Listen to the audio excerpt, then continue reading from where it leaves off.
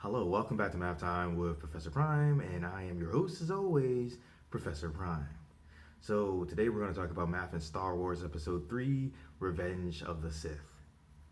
It is actually one of my favorite Star Wars movies, and I'm going to enjoy talking to you about it today. So here's how it's going to go. I'm going to talk about Episode 3, and I'm going to talk about how math is used like in universe and outside of the universe to have that be a thing, right? Like to have the movie be a thing. And I'm going to talk about my feelings on the movie and the movie just itself. um, so with that in mind, spoilers ahead. Yes, for episode 3, but I would just assume all of Star Wars because I'm not pulling back. So if you want to be extra safe, you should avoid the video. If you don't care about spoilers or you've already seen, played, read everything Star Wars, then you're good. So yeah, again, spoilers ahead. With that in mind, let's get into it. So Star Wars Episode 3: Revenge of the Sith. Let's just describe it for a little bit, and in doing so, realize that there's a lot of math just in describing it. So with Star Wars Episode 3, Revenge of the Sith, it came out in May of 2005, 3 years after Attack of the Clones. Um, and side of the movie itself, it is set 3 years after Attack of the Clones. With that in mind, when it first came out, it opened in 115 countries. It had midnight screenings, around 3,000. And with those screenings alone, it made around $17 million. And in that first day overall, it made $50 million. It had a budget of, if I recall correctly, $113 million, and it made around $870 million. So it is definitely a financial success. Critically and commercially, it's debatable. I would still say yes, largely. But so not only do we have those things, but it is the third installment of the prequel trilogy. It is the third movie chronologically speaking, and it is the sixth movie in terms of release date, right, for Star Wars. So just like in describing it, it already just has so much math going on in it. And with Episode 3, in terms of how many shots in the movie, it has like staggering amount, like well over 2,000, if I recall that correctly. With over 1,000 artists working on it.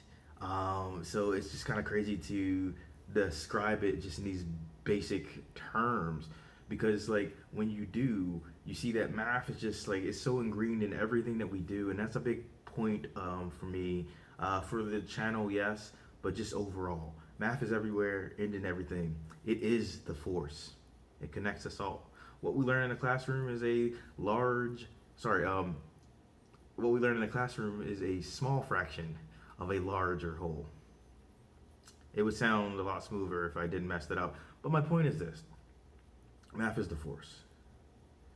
And we're doing math all the time, whether we're conscious of it or not.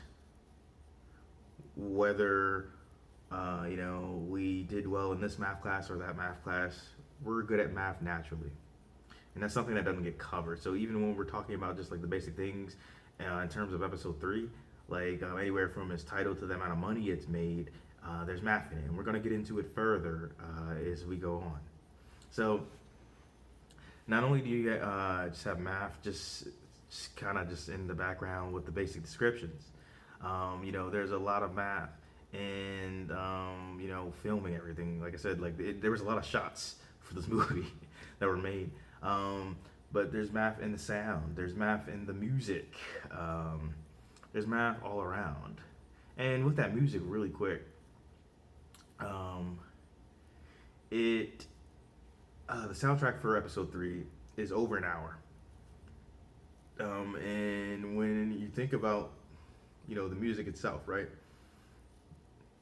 It had to be composed, and of course, and there's math in that, right? There's math in the composition. Anywhere from the amount of notes that are played per instrument to like how long someone is holding on to a note, how loud the notes will be, to just like how the song is supposed to make you feel. There's math and all of that. And you have a lot of instruments going on. Parts are coming in, parts are going out, parts are stopping, parts are starting, and there's math in all of that. There's math in playing those instruments. There's math in recording that music. There's math in editing everything. There's math in putting it together with the movie. And that's really cool. But back to the movie overall, like it clocks in at like 2 hours and 20 minutes or 140 minutes if you prefer. And when you think about that, right? Like that had to be determined. It's like, well, how long do we want this movie to be about? What do we keep? What do we cut? What do we do with pacing? I really liked episode 3, but I do feel like it could have done better with the pacing. There were parts where it was really quick. There was parts where it was really slow. But with that in mind, those were decisions that got made. There's math in that. There's math within the universe itself, right? Because there's math in, making the ships. There's math in flying the ships. There's math in just, everyday life, like, walking around, eating, communicating with one another. And there's certainly math in the lightsaber fights. And in episode 3, there are a lot of lightsaber fights. And so there's math in universe and outside of universe with those fights, right? Because in universe, like you have to think about how there's math in the motion, right?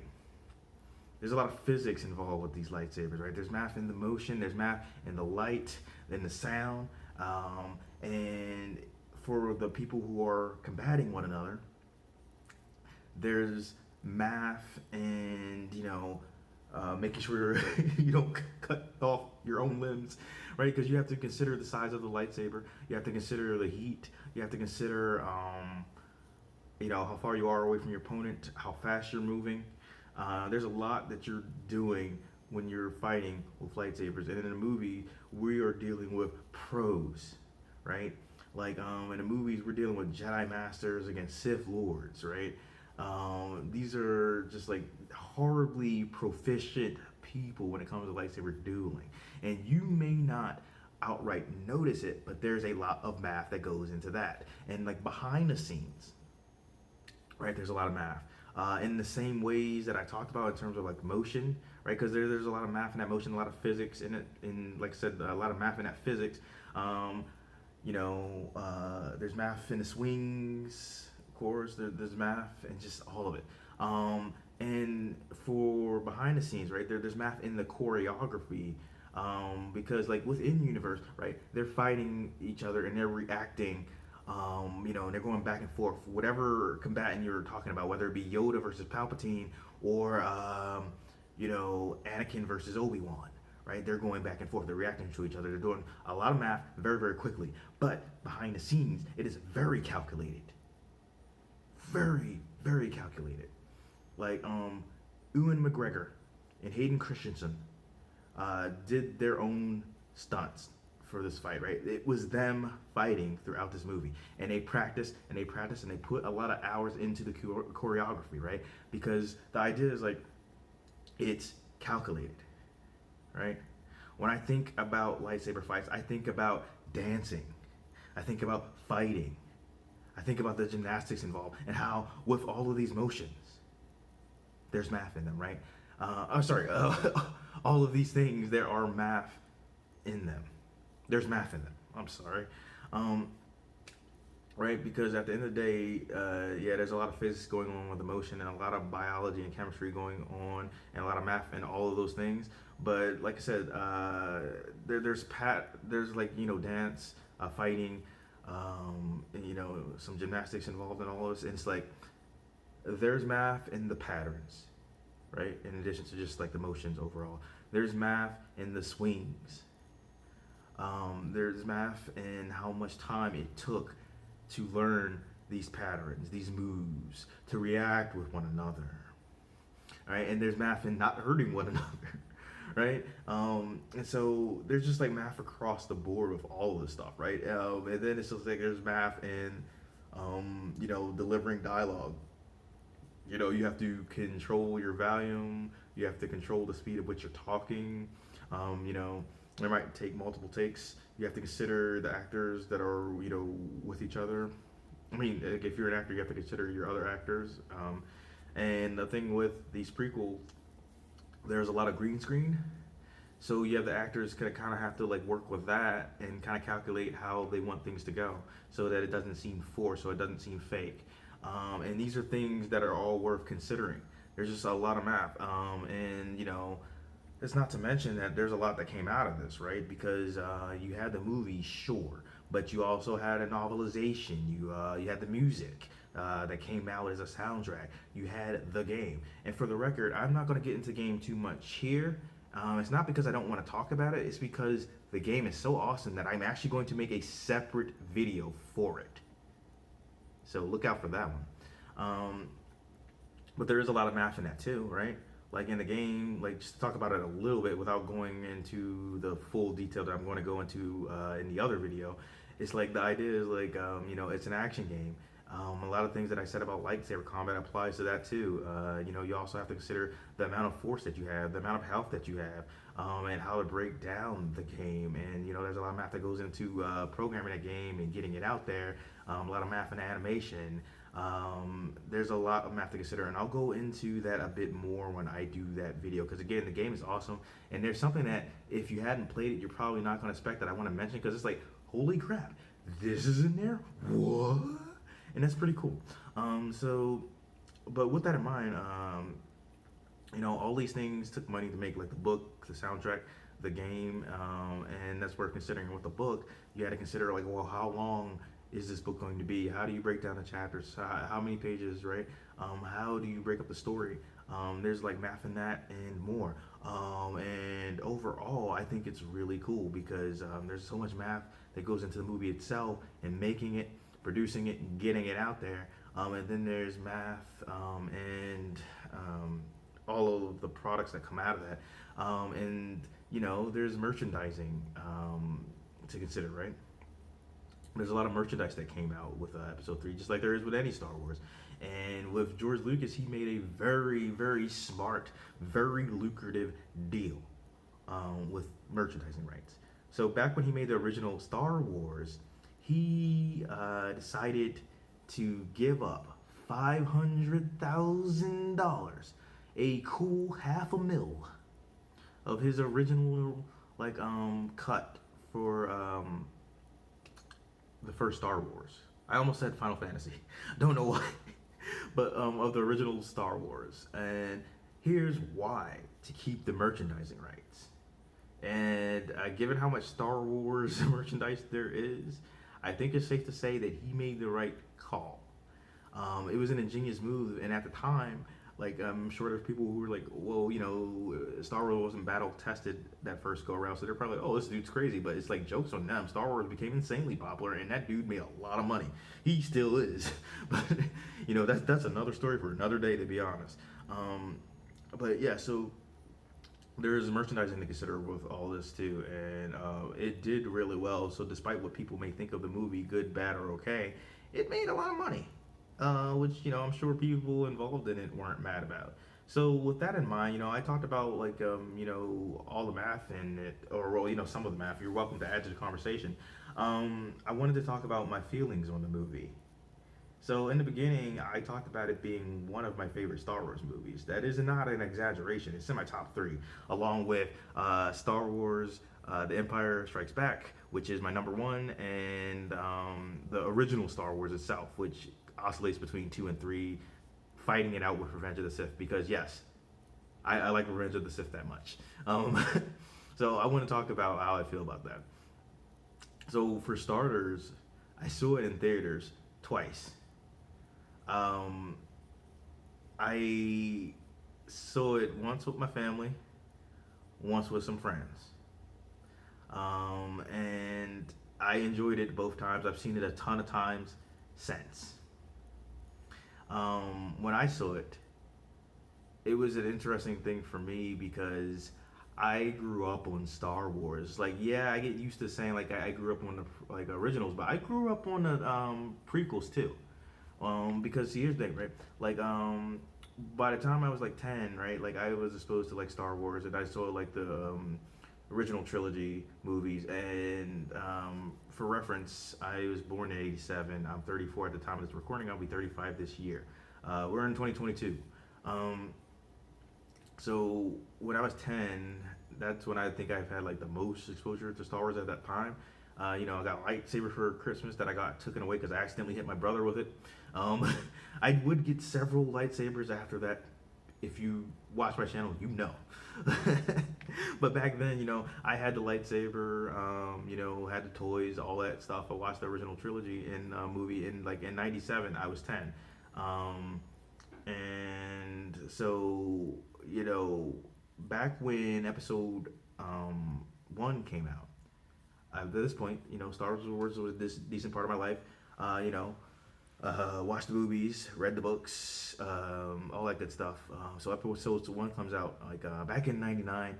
So I was 11, going on 12, and I enjoyed it. Right, like I do have different views on the prequels now, but like more balanced than anything. But back then, I enjoyed it. I watched that movie a lot, along with the other movies at the time. And then 3 years later, what happens? Episode 2 happens.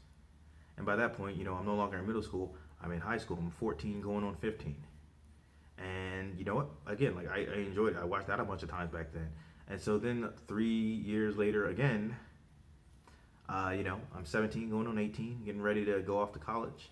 Huge Star Wars fans. Found like a lot of other Star Wars fans back then, like, at school and whatnot. And so, it's good to talk to people about that. And so at this point, I go and I enjoy it. So like Star Wars is something that I grew up on. I watched the movies. I played the games. I read the books. I had the toys. And there's probably a lot of other Star Wars stuff that was in the picture. So when I got to episode 3, it was interesting because this is the movie where Anakin finally becomes Darth Vader, and like things were popping off from the get go. I think of the prequel movies, this one like felt the most like Star Wars, right? It starts off with a space fight, space battle. Either way, it works, but just space battle sounds a little better than space fight, I guess. At least to me right now. So it starts off with a bang, right? And then it pretty much doesn't let up. There's so many amazing lightsaber fights, because you started off when they do the first lightsaber fight, you get Anakin and Obi-Wan versus Dooku, man, Dooku, which is an awesome character, by the way. Like, he's one of my favorite Star Wars characters. And I like his lightsaber, which, was influenced by Christopher Lee, who, that dude led a life, right? He played Count Dooku. And, he was also in Lord of the Rings. He was also Dracula at some point in his, film career.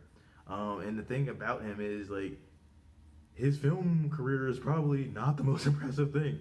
Because not only did this dude, have actual experience with, fencing and things like that, but dude was a spy during World War II. Like, what?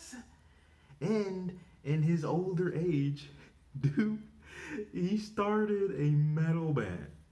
A metal band. Like, what?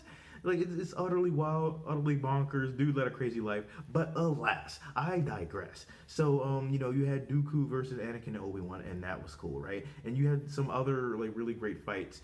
You had Mace Windu versus Palpatine. And I say Mace Windu versus Palpatine because, yes, there were other Jedi there. But let's be honest, they won out like a bunch of punks. And while that is supposed to be a testament to Palpatine's power, it makes them look really bad. And, Mace Windu, came at him like a boss. And even though things didn't, go his way in this movie, let's be clear, he won that fight. All right, I don't care what anyone says, Mace Windu, he beat him. That's why he had to like Palpatine had to resort to like what he resorted to. But anyway, again, I digress. There's also Obi-Wan versus General Grievous, and we hear "Hello there" for the first time. Like, and with Grievous, this dude is quadria wielding. You know, he's got four lightsabers, which they mentioned. Like Obi Wan's like four lightsabers, like, and you know that takes a lot of math to wield that. And I can say this is someone who wields lightsabers on the regular. Something that I didn't think I would ever say like growing up, but something that I should have seen coming. And I'm proud of that though. I'm proud that I wield my lightsabers. But anyway, they're fun, and they give me a reason to talk about math when people do get curious like why they're on my channel. Because it's like, well, one, I want to do them, but two, it's like, hey, there's math in that. But yeah, so with lightsabers, it's tricky wielding one, but you get used to that and you can become an absolute beast. And well, I'm an absolute beast. And then the same can be said with dual wielding, but like with dual wielding, it's very different, right? Like, you know, you're doing the same sort of stuff in a sense, but it's tricky keeping track of two blades. Now, adding like four is like Jesus. Like, I don't know how that would work, but that's mostly because I don't have four arms. I have four eyes though, but not four arms. I'm working on it. Maybe. Like, I don't know. But my thing is like, so it's cool to see like how that comes together, and Obi-Wan quickly, you know, is that. But then of course you have the two big duels of the scene, like of the movie. You have Yoda versus Palpatine. You have Anakin versus Obi-Wan, and you have them jumping back and forth. And it's like really cool because you know, they have to consider their lightsabers in this, and there's a lot of math in the lightsaber stuff. But you know, like there's math in the Force too, like because you have to consider how much pressure you're putting on, like if you're pushing people around, stuff like that, or like where things are going to go when you use the Force to throw something at someone. But anyway, I like the movie. I like the lightsaber combat. I actually liked a lot of the character interactions. The dialogue wasn't the best, but I mean, it is what it is. I didn't think that ruined the movie though. And despite what people say about Natalie Portman and Hayden Christensen not having chemistry, I disagree. Like I felt like it was fine. And speaking of Hayden Christensen, despite people like coming at him for how his acting was in the prequels, oh well, one, I don't think it was bad. I think some of that is also direction and dialogue. But I think like in three, if nothing else, you gotta give the dude some credit for the expressions. Like, dude was acting with his face, like, you know, acting with his body language too, in addition to the words. I think that was cool. And of course, like, even though I don't think like Yoda and Mace Windu were like shown in the best light in this movie, like I still think that like Samuel L. Jackson, one, he still killed his part is Mace Windu, and Frank Oz is Yoda. I mean, you can't lose with those two, right? Like, so I enjoyed that. And come on, like, the opera scene. Darth Plagueis the Wise. You know, you know, you know. If you know, you know. It was just like, oh god, one of the best scenes. It was done so well. So I enjoyed a lot of it. Again, like I had issues with some of the pacing. Sometimes it was too fast. Sometimes it was too slow. But despite any issue I had with this film, it remains one of my favorite Star Wars. Definitely, definitively. And I really enjoy it. Like there hasn't been a time that I watched it and didn't get some sort of kick out of it. You know, I mean the action alone to me was just great. But like I said, I enjoyed like the characters and their interactions, and I think that was just cool. And also, I mean, Ewan McGregor clearly enjoys playing Obi-Wan, and that does not let up in this movie. And I felt like him and Hayden Christensen, they were able to, you know, be like their dynamic change is Anakin and Obi-Wan in this movie. They were able to like, you know, talk a bit more, you know, act like they've been on some things together because you don't really get that in episode two. But here you can see the friendship a bit more. And so yeah, Ian McGregor was clearly having a best, and Ian McDiarmid is Palpatine. Like I've never seen him do a bad job as Palpatine. But here in episode 3, getting to play the Emperor is getting his wish and starting his empire. Dude was having an absolute ball, an absolute blast. This dude was just having all the fun. Like it was freaking brilliant. Like I enjoyed it. But yeah, so like growing up, like as I headed off to college, like I enjoyed watching episode three. This year I'll be 35. I saw it like last year, and I still enjoyed it. It remains one of my favorite Star Wars movies. I've seen it like a billion times, and like I said, it's right up there with the first Star Wars and like the Empire Strikes Back for me. Which I know people are gonna have different opinions on it, and that's fine. But for me, it is awesome. It is really well done despite its flaws, and I think there's something to be said about that. And I really enjoyed the music. Especially Battle of the Heroes. Like I put that right up there with Duel of Fates and the Imperial Mark in terms of Star Wars favorites, and also the Force theme, like but Binary Suns, whatever you want to call it. So it's all good, and like I said, I'll do a separate video on the game because the game was amazing too, and I'll get to that. But with that being said, I hope you enjoyed this video. I hope you enjoy episode 3. And I will see you in the next video. Have an excellent day. I don't know why I snapped, but I don't regret it.